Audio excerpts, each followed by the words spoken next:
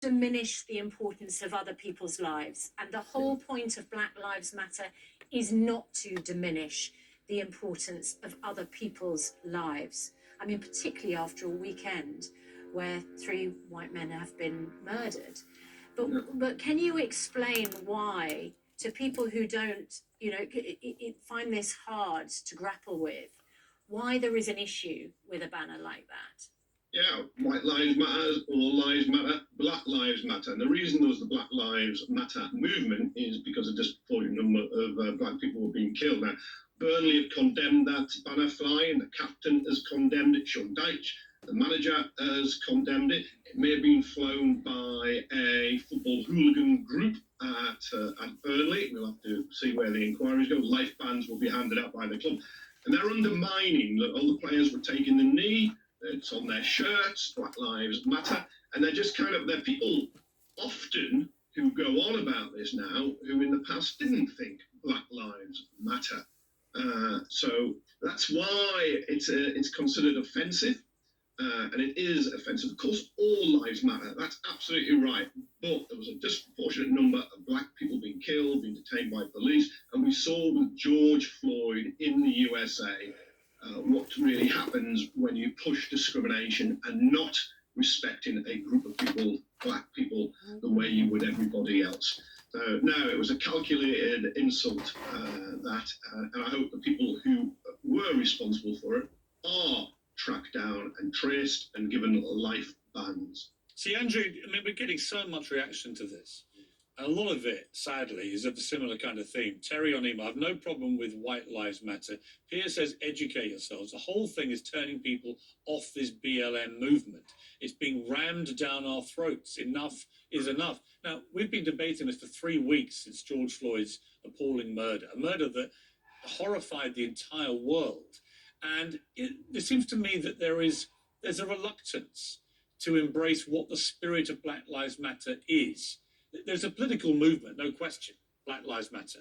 And I've got some issues with what they stand for, defunding the police. I don't agree with that. It was an off-duty policeman who helped apparently apprehend the killer in the Reading attacks. I don't believe in defunding the police. I don't believe in the end of capitalism, as some of the Black Lives Matter organisers believe in.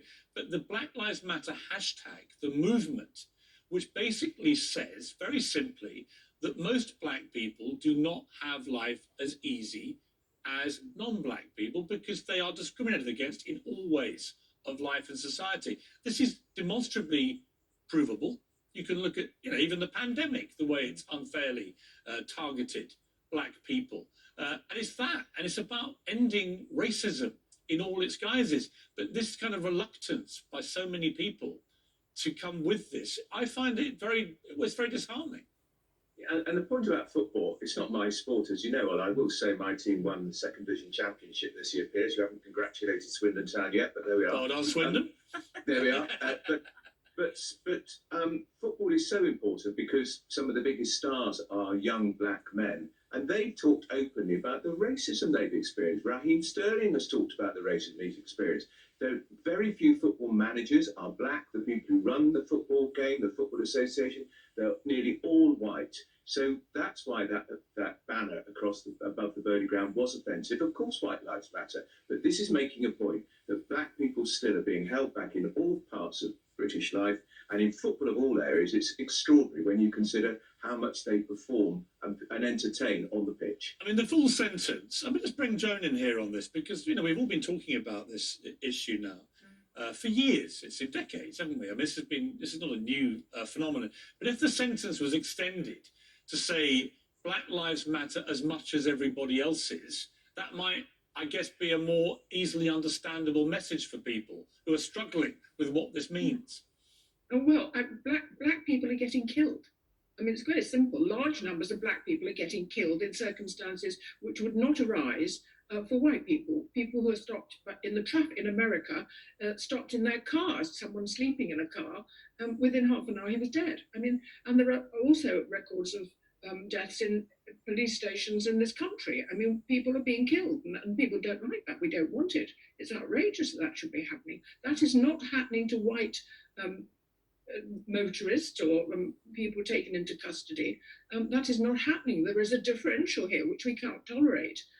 I think loose generalizations about the death of capitalism, well, they float away, don't they? I mean, I think the more we attend to specifics about discrimination, behavior, equal pay, and so on, the better. Well, I mean, we had an interesting debate earlier this year before the pandemic took hold about BAFTA, Joan, being almost exclusively white this year, despite a big diversity push. And we had a powerful moment on this show where Andy Peters, who does all our competitions, very successfully, I might add, but when I asked him, why is it that you can have this big public push for diversity with BAFTA for years, and then you end up with all the nominations being white? And he said, well, Piers, look around our studio. And he said, you won't have even noticed, but I'm the only black person here. And it was a powerful moment for me because I hadn't noticed, actually. And he had, because he was the only black person in the room. And I felt then that was a signal that, I see the BBC are putting 100 million now into really from grassroots up, saying right the way through the making of television, every step of the way, you have to increase the number of black people being given the opportunities that white people have taken for granted.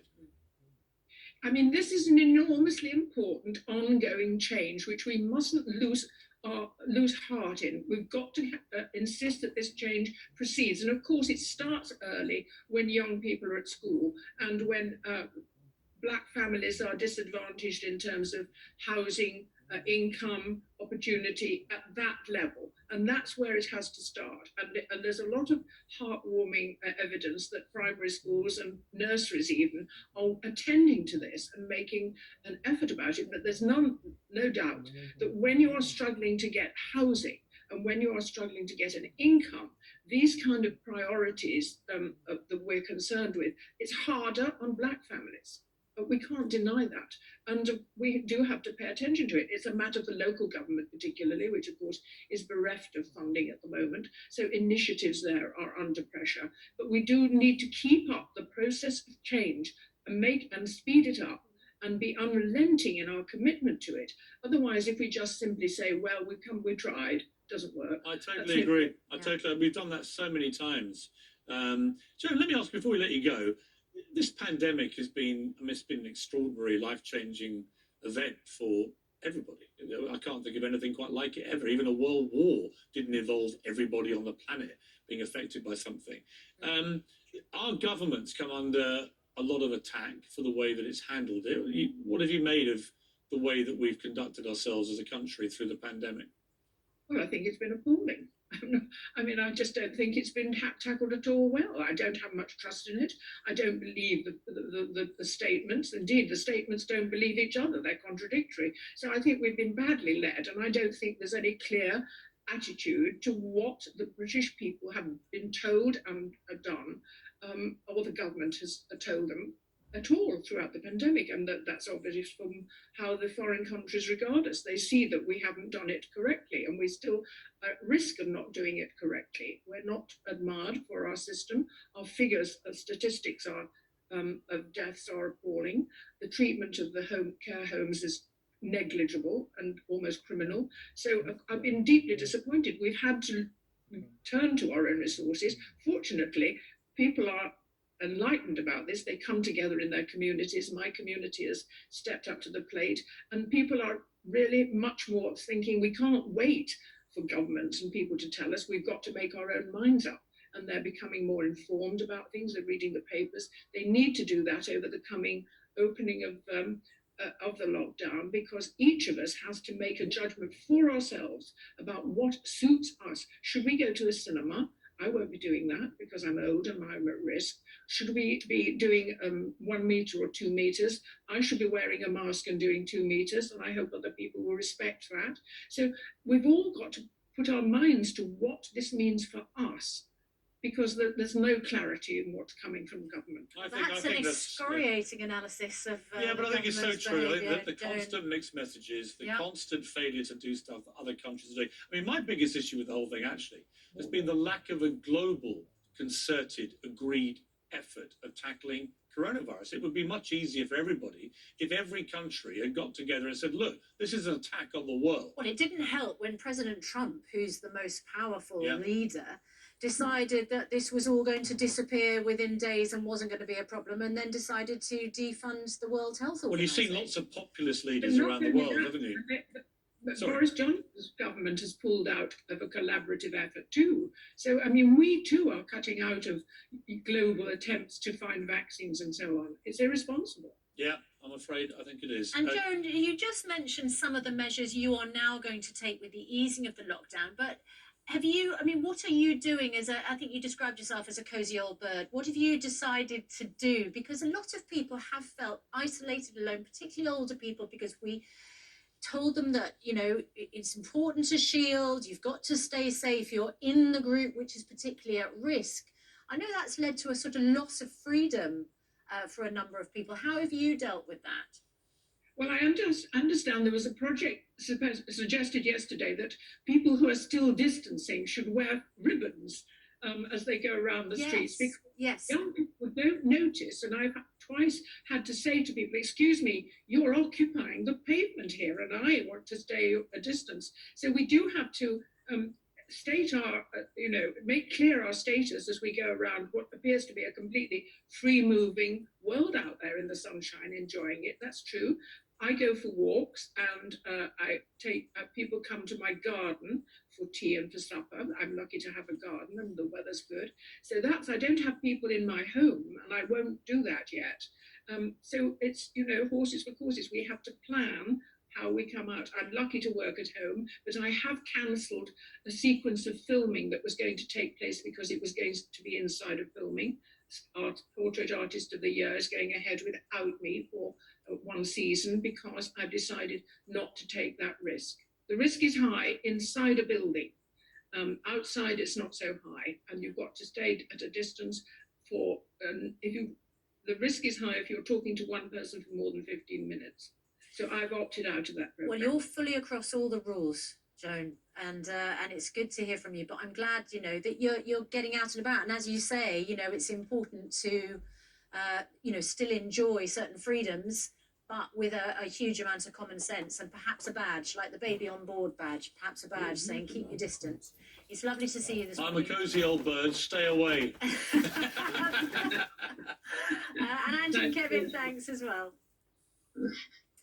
If you're getting out and about today, I think it's going to be pretty warm. Here's Laura.